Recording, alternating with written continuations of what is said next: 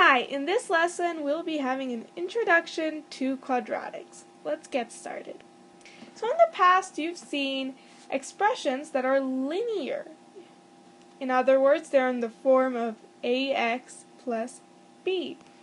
And we know that a and b are constants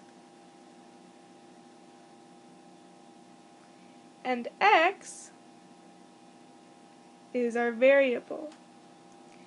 Now, these are called linear because when you graph them on the coordinate plane, you get a line. So ax plus b would look perhaps like this. This would be y equals a x plus b. Now we're going to take our linear form and make it a little bit more complicated to get the quadratic form.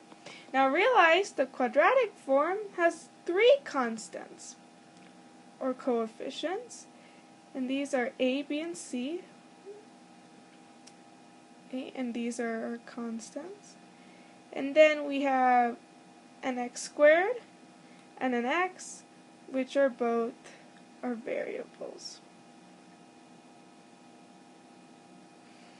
So basically what we've done is we've taken our linear term, which is, let me show you, this is our linear, right? This is our linear term. Bx plus c is linear. What we're adding is an ax squared. This is the quadratic term. This term, the ax squared, is what makes a quadratic a quadratic.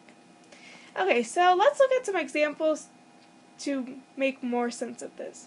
So we're going to look at linear or quadratic, and I've listed a bunch of expressions, and we'll go one by one and see whether they're linear or quadratic. So our first one is 5x plus 9. Okay, well it's linear. Why? Because it's in the form of ax plus b. So this is linear. Now, a really important thing to learn about linear functions is that the x has a maximum of degree of 1.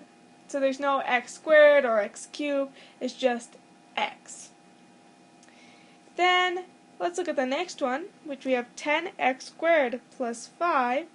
We'll realize there's this x squared term. And what does an x squared term mean? Well, that means it's quadratic. And you might say, hey, there's no bx term, remember, because quadratics are in the form of, what do we say, ax squared plus bx plus c.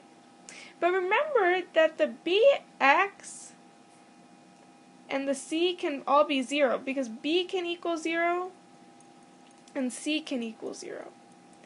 But why can't a equal 0? Well, if a equals 0, then we're left with just bx plus c, right? And what's bx plus c? Well, that's just a linear.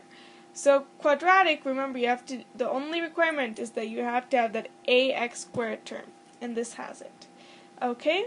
Well, let's look at the next one, which is x squared plus 2x. Again, there's that ax squared term with a equal to 1. So we're going to say this is quadratic. Okay, 9x, well this one is linear, right? Why? Because it has that x term, it has that ax term. That's all we need, the ax term. Okay, now our last one is x cubed plus 3x squared. Well, this one is neither, right?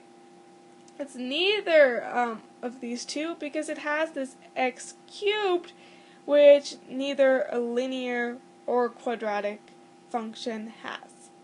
Okay, so I hope that helped, and I hope to see you soon.